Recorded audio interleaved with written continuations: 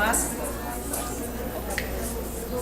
Boa tarde a todos. O NUPEMEC dá as boas-vindas aos nossos mediadores e conciliadores, já formados na informação, assim como o Tribunal de Justiça do Estado do Ceará.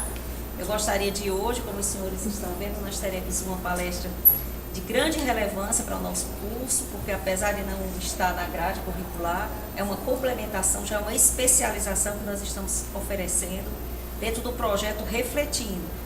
É um projeto de palestras pontuais, palestras não, digamos, no formato doutrinário, que os senhores podem auferir todos esses conhecimentos, né, de outras fontes, mas é na fomentação das ideias e dos entendimentos que nós estamos implementando essa ação. Então, para o dia de hoje, nós temos o máximo prazer de contar com a presença do Dr. Nilcito Aragão. O Dr. Nilcito é formado em Direito, tem especialização em Processo Civil, mestrado em Direito Constitucional e doutorando em Direito Constitucional. Além de toda essa qualificação, ele é o nosso superintendente judiciário do Tribunal de Justiça do Estado do Ceará. Ele é uma pessoa mais do que qualificada para desenvolver esse tema. Eu gostaria também de realçar aos senhores que o nosso site foi todo reprogramado, gostaria que acessassem e vissem as nossas novas linhas de ação. Principalmente esse projeto Refletindo, e também chamar a atenção para o Quero Conciliar, porque todos os mediadores e conciliadores devem ficar sempre observando esse nosso projeto. Então, eu gostaria de passar aqui a palavra, no máximo prazer, ao Dr. Nilcito. Obrigada. Boa tarde, pessoal. Quero agradecer o convite da desembargadora Tereza, do pessoal do NUPEMEC, agradecer a confiança e parabenizar pelo trabalho que vem fazendo.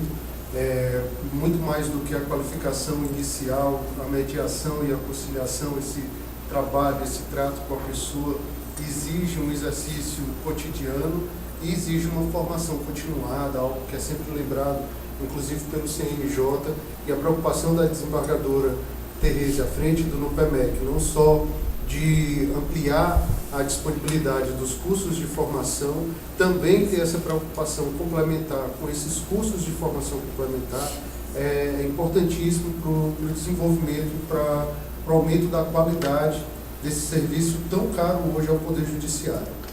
Eu começo falando, né, com muita humildade de que em primeiro lugar, um grande prazer e uma imensa responsabilidade falar para iguais. Né? Eu me capacitei como mediador e conciliador, fui colega de vários aqui, fui supervisionado por uma das pessoas que está aqui, já com experiência muito mais do que a minha. E eu venho, então, sem nenhuma pretensão de trazer um conhecimento específico adicional sobre mediação e conciliação, mas eu tentar conversar um pouco com vocês com aquela área que eu me dedico ao estudo com um pouco mais de cuidado, que é o processo civil. Né? Então, a gente tem hoje a mediação muito mais do que extrajudicial. Para nós, imediatamente, importa a chamada mediação judicial.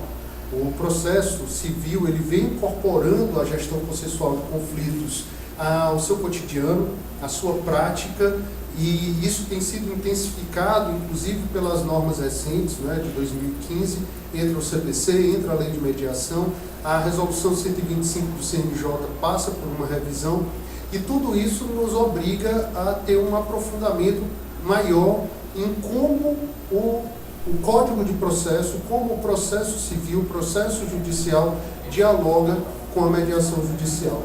A mediação, como todos nós sabemos, é um instituto de natureza, pelo menos de origem, preponderantemente privado.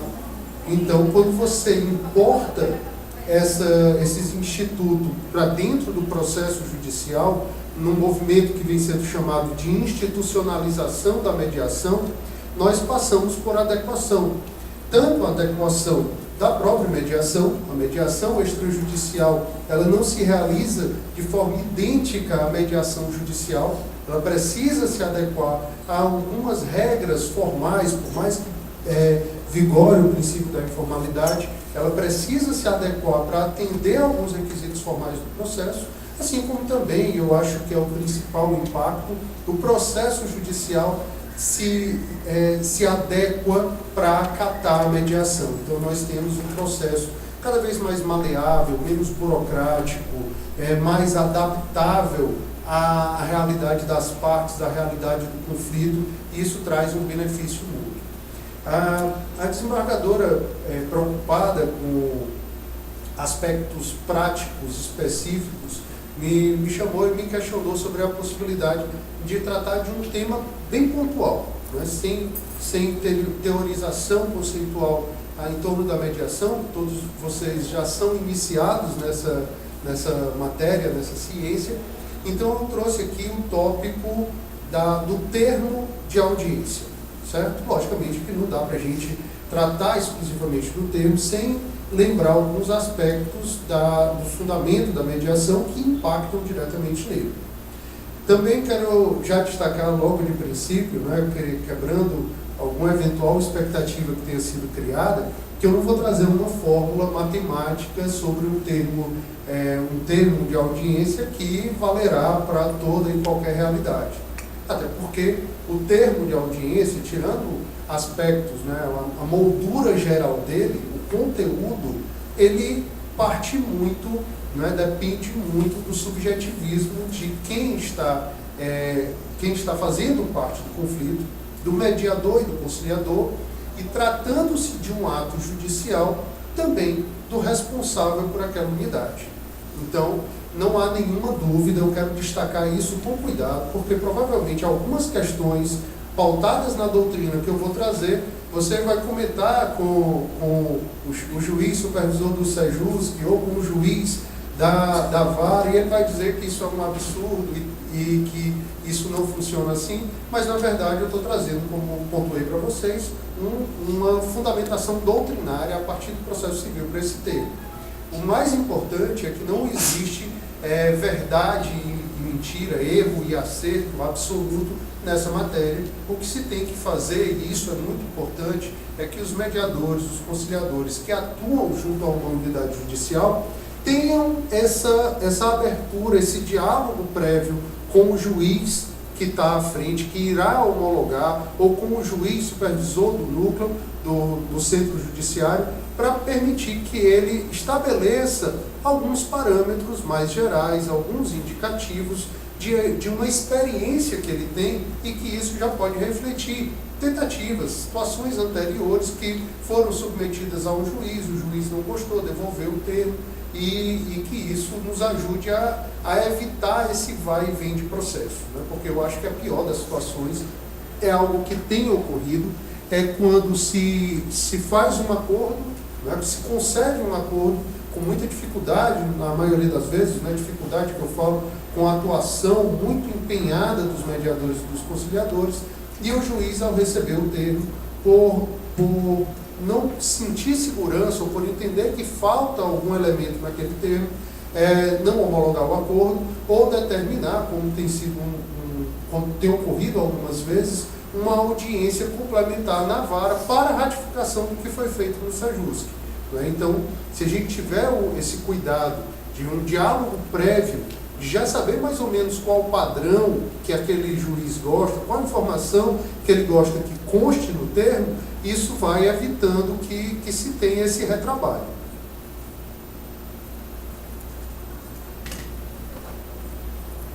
Bem, dito isso, né, feitas essas observações, então eu quero, só para a gente delimitar exatamente sobre o que eu estou falando, eu quero destacar primeiro que eu não vou falar do termo de mediação extrajudicial.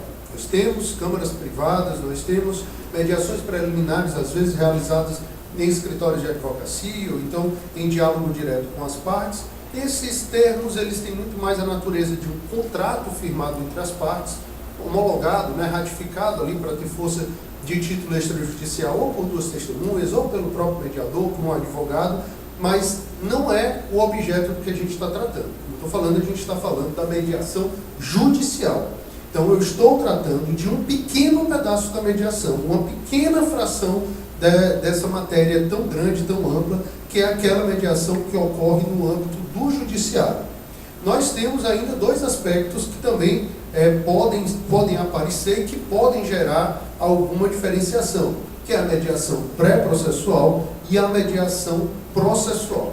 A mediação pré-processual hoje, ela é realizada no âmbito quando ela inicia pré-processual, né, de fato, não quando vem um acordo extrajudicial ou pedido de homologação judicial, ela é realizada no centro judiciário. Então, a preocupação da gente, daqueles padrões, daquelas predileções do juiz que irá homologar, é efetivamente aquele juiz que está supervisionando, né, coordenando o Centro Judiciário de Solução de Conflitos. Então, nesse ponto, se torna um pouco mais simples, porque há um contato mais próximo entre o mediador e o conciliador e esse juiz, há a possibilidade de estabelecimento de diretrizes gerais de forma um pouco mais clara, até para tirar alguma dúvida imediata.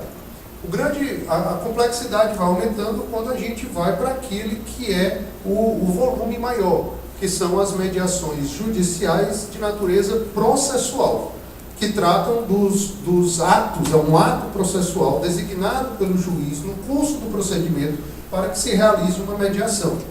Então, nós temos aqui essa situação que é o pontual. E aí a gente tem uma preocupação muito grande com a unidade que irá homologar, né, porque tem esse risco de não aceitar, e com o juiz supervisor, no caso da mediação ser feita no SEJUS, que aí há outra diferença, né? A mediação feita na vara e a mediação feita no SEJUS. Um outro ponto que merece ser destacado ainda nessa delimitação, que é importante que se perceba, é qual a natureza dessa audiência. Nós temos, no procedimento comum, uma audiência que acaba sendo a regra geral e que acaba sendo estudado muito a partir dela para se definir o que ocorre nas outras, que é a audiência inicial do artigo 334. Né? Bem, não é a única audiência que o processo civil admite. Primeiro, que no artigo 139, que trata dos poderes dos juízes na condução do processo, traz como uma das regras a possibilidade dele marcar uma audiência de conciliação ou de mediação em qualquer momento do processo. Então, mesmo que não tenha sido feita a audiência do 334, ou mesmo que ela tenha sido feita e o juiz entenda que no momento superveniente apareceram as condições para uma eventual autocomposição, ele poderá designar. Além disso, nós temos regras específicas tratando de audiências similares em outros procedimentos específicos, como, por exemplo, nas ações possessórias coletivas, nós temos uma regra que fala de uma audiência de conciliação de mediação. Nas ações de direito de família, com muito mais intensidade, nós temos isso, e temos um complicador, que é a existência de uma lei especial e que, infelizmente, a jurisprudência e a doutrina ainda não conseguiu pautar esse tema para discussão mais profunda e firmar entendimento de como é que isso está dialogando. Vocês, assim como eu, estamos trabalhando nesse tema no momento de consolidação de informações. O CPC é muito novo, tem pouco mais de 2 anos de vigência, 3 anos de aprovação, 2 anos de vigência, e isso não deu tempo ainda de toda a matéria chegar aos tribunais superiores, ter manifestação jurisprudencial que dá ali uma segurança maior de qual a forma adequada de se fazer. Bem, bora lá.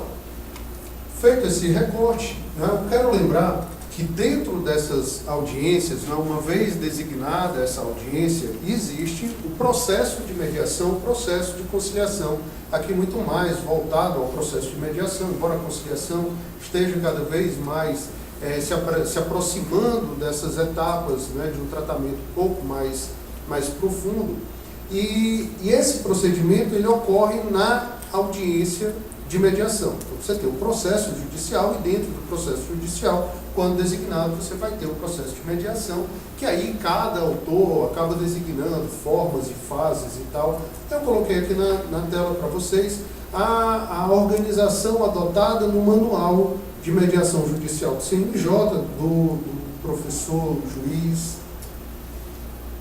esqueci o nome dele, André Goma de Azevedo, exato. Então, ele adota essa organização, uma organização muito boa, uma organização que permite se adequar a cada etapa principal, e nós vamos falar especificamente de uma parte dessa etapa final. Mas lembrando, não é, e isso é importante que se faça, que aquelas anotações que vão sendo feitas desde a abertura da sessão, elas vão acabar desaguando no termo de mediação. Logicamente, tudo aquilo que a gente faz, em especial nesses pontos 2 a 4, né, 2 a 5, que tratam do mérito, não constarão do termo, mas se houver o acordo, eles vão refletir no detalhamento do termo. Então a gente, desde o início da sessão de mediação ou de conciliação, tem que ter essa preocupação de já ir auxiliando as partes com a anotação de detalhes, né, que vão sendo resolvidos paulatinamente, para quando da elaboração do termo, a gente ter essa condição de detalhar tudo aquilo que foi negociado. Porque, às vezes, o objeto do processo judicial, ele envolve uma discussão ampla e restrita sobre aquele conflito. E que, quando se inicia a sessão, quando se reúnem as informações, logo no início da sessão, às vezes o mediador já constata que aquela divergência entre autor e réu não é tão ampla quanto eles pensavam, que na verdade já haveriam ali diversos pontos de coincidência. Então eles já pensam, eles já concordam em diversos aspectos. E às vezes isso passa batido, porque a gente não pode esquecer que ao judicializar a ação, o autor questionou tudo. E quando você inicia a sessão, ele acaba percebendo que a divergência não é integral. Então, aquilo que não há divergência, é interessante que conste no termo, porque para o juiz, eventualmente isso pode aparentar que foi um acordo parcial, que ainda existem questões pendentes no processo sobre aquela matéria.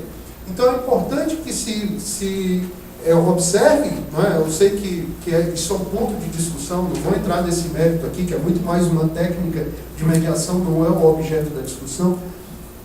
Eu sei que muitos mediadores preferem não analisar os autos do processo, com o intuito de, eventualmente, não se contaminar com a versão apresentada pelo autor, principalmente porque você não tem ali a peça do contraditório do réu.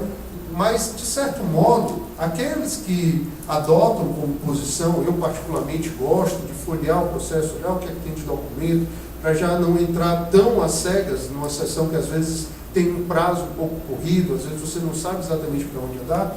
Você também tem com isso a capacidade de saber qual o objeto da controvérsia, o que foi demandado pela parte. Isso pode lhe auxiliar a definir quais pontos específicos devem constar no termo uma eventual autocomposição, certo?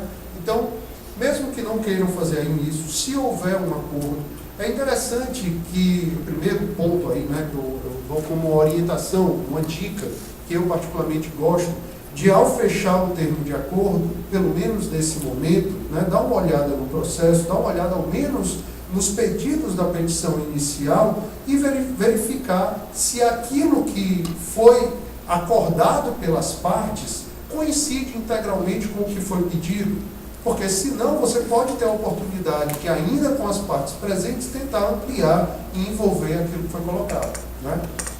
Depois eu vou trazer outros pontos, mas tem uma questão que pode complicar isso, que é a ausência do advogado. Às vezes a parte narra o problema para o advogado, a parte entende que o problema central da controvérsia é X, mas o advogado, com toda a sua técnica, percebe que aquela questão X deságua em um outro objeto, Y, e ele coloca na petição inicial, e a parte, ao tratar, não se lembra desse detalhe. Então, por favor, né, tenham, aqueles que não quiserem analisar previamente, como eu falei, com a ideia de não se contaminar com a posição do autor, pelo menos na hora de fechar o processo, o termo, né, seria interessante dar uma olhada nos pedidos da petição inicial para avaliar a amplitude desse pedido, tá ok? Então, só lembrando, a gente vai tratar daqui, mas tudo que veio antes acaba desaguando. Bora lá, vamos avançar, para não me demorar muito, para a gente também não ficar enfadonho. Existe uma técnica que ela não é exclusiva, não existe uma relação direcionada entre uma técnica e um momento do processo de mediação. Há uma indicação preferencial pela própria natureza da questão e a natureza da técnica, Mas uma das técnicas que normalmente é relacionada a essa fase final é o chamado teste de realidade. Eu aproveito o objeto que está sendo colocado aqui, porque eu tenho acompanhado algumas sessões, estou fazendo uma pesquisa sobre essa matéria e tenho sentido uma certa precariedade em alguns casos relacionado a essa técnica. Não é? Às vezes alguns mediadores até me colocaram que tem receio de fazer um teste de realidade muito enfático e aquele acordo que havia sido alcançado ser desfeito. Não é? Tem esse risco, mas se realmente a parte fez um acordo que não passa por um teste de realidade, é porque ela não queria fazer esse acordo, então esse acordo não deve ser homologado. Tem que se respeitar a vontade da parte antes de qualquer coisa. E aí, talvez se você não conseguiu separar um momento da sessão para fazer o teste de realidade, se ele não foi feito paulatinamente à medida que os acordos parciais foram surgindo, você pode utilizar o momento da confecção do termo de audiência para realizar isso. Então, quando você vai construir com as partes os elementos do termo de audiência, é uma oportunidade que tem de a parte expressar aquilo que foi acordado, você tentar detalhar aquilo juntamente com a parte, sempre questionando, é isso mesmo? Essa é a intenção? Esse foi o acordo? Foi isso que foi convencionado? Então, o teste de realidade, é importante que ele ocorra de modo que exista um momento para o teste de realidade, mas nada impede que ele seja feito concomitantemente com a redação do termo, ou então que ele seja pelo menos reiterado durante a confecção do termo, tá certo? Então, muito cuidado. Eu tenho uma preocupação, eu tenho um apego muito grande a essa técnica, porque uma das colocações da doutrina com grande vantagem da autocomposição é uma menor predisposição que as partes teriam de recorrer de uma decisão homologada, não é? Ou mesmo de você ter um problema de execução, de inadimplemento de uma obrigação assumida, você precisar, então, partir para uma fase de cumprimento de sentença. Isso só ocorre se a autocomposição efetivamente refletir a vontade das partes. Se esse teste de realidade é mal feito, se às vezes a parte concorda com algo sem entender exatamente o que está colocando, ou sem refletir um pouco mais sobre essa questão, isso provavelmente vai passar batido e vai virar uma execução judicial. Então, eu acredito que todo mundo que esteja trabalhando diretamente com a gestão processual de conflitos no âmbito do judiciário não está preocupado com o relatório de produtividade, com números. A gente está preocupado, antes de qualquer coisa, com a qualidade, com a efetividade daquele acordo que é firmado. Então, há essa preocupação, eu não queria deixar de fazer esse destaque, tá certo? E aí, eu queria falar aqui, e aqui muito rapidamente, porque isso é o beabá do que a gente trata, inclusive no curso de formação de mediadores e conciliadores, dessa etapa da mediação, agora especificamente sobre a confecção do termo de audiência. Não é? Então, essa audiência que se realizou, né, essa sessão de mediação ou de conciliação, ela, em primeiro lugar, tem que ser redigida de forma clara, de forma objetiva, com especificidades, com detalhamento. Isso é um ponto básico. E nessa ideia de redação clara do termo, né, algumas pessoas acabam, e eu particularmente às vezes estranho isso, né, que a gente tem que procurar usar a linguagem mais acessível possível. Eu trabalho com peças processuais e a gente acaba assimilando quase que naturalmente, quase que automaticamente, alguns termos que para a gente são compreensíveis, mas que às vezes para aquela parte que é leiga na ciência jurídica, que não faz parte desse mundo no qual a gente vive, ela não compreende. E às vezes ela fica até meio que envergonhada de dizer que não está compreendendo um termo. Então a gente tem que utilizar uma linguagem simples, uma linguagem que para alguns pode a princípio se apresentar com uma certa pobreza, com uma certa informalidade, mas o principal aí é o caráter comunicativo. Se você escreve algo que, em primeiro lugar, não reflete o que foi pensado pela parte, se você escreve algo que não foi compreendido pela parte, você está absolutamente desvirtuando a ideia da mediação. E aqui tem esses dois tópicos, né? Isso daqui é uma unanimidade na doutrina. Esses dois tópicos, eles precisam ser trabalhados cada vez com mais intensidade, né? Isso é uma busca. Alguns juízes ainda estranham um pouco isso, mas isso realmente faz parte da própria noção da mediação, em que as partes, elas são protagonistas do